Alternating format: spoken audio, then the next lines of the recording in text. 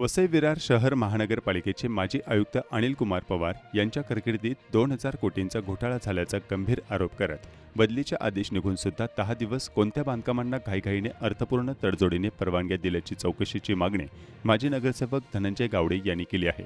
पवार यांच्या शासकीय निवासस्थानी दिनांक 29 जुलै रोजी सक्तवसुली संचालनालय म्हणजेच ईडीच्या अधिकाऱ्यांनी धडक कारवाई करत छापा टाकला होता। यावेळी पवारांच्या संबंधित 12 ठिकाणीही ईडीकडून एकाच वेळी रेड टाकण्यात आली होती। याबाबत ईडीकडून अधिकृत प्रेस नोट प्रसिद्ध केली नसली तरी मोठं घबाड मिळाल्याची शक्यता वर्तवण्यात येते।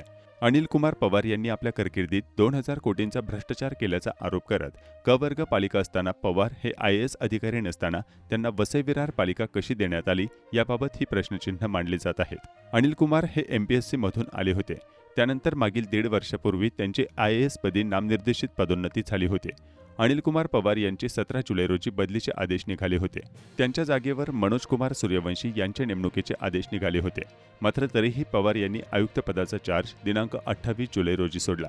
पवार यांनी या 10 दिवसात इमारत बांधकामाच्या अंदाजे 70 परवानग्या चुकीच्या पद्धतीने आणि आर्थिक लोभापटी दिल्याचा आरोप सध्या होतो आहे। माजी नगरसेवक आणि स्वराज अभियानचे अध्यक्ष धनंजय गावडे यांनी या सर्व बांधकाम परवानगी आणि भोगवटाधारकाच्या परवानग्याची चौकशी करावी अशी मागणी करण्यात आली।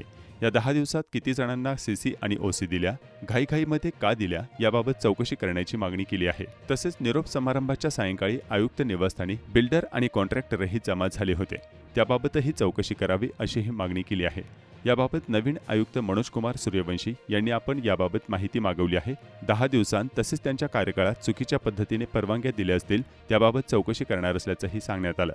या संपूर्ण या 10 दिवसाच्या कालखंडाची आम्ही जेव्हा माहिती घेतली तेव्हा आमच्या असं निदर्शनास आलं की जवळजवळ 70च्या आसपास बांधकाम परवानग्या आणि भोगवटापत्र यांनी त्या दरम्यान वितरित केलेली आहेत, जे नियमाला धरून नाहीत।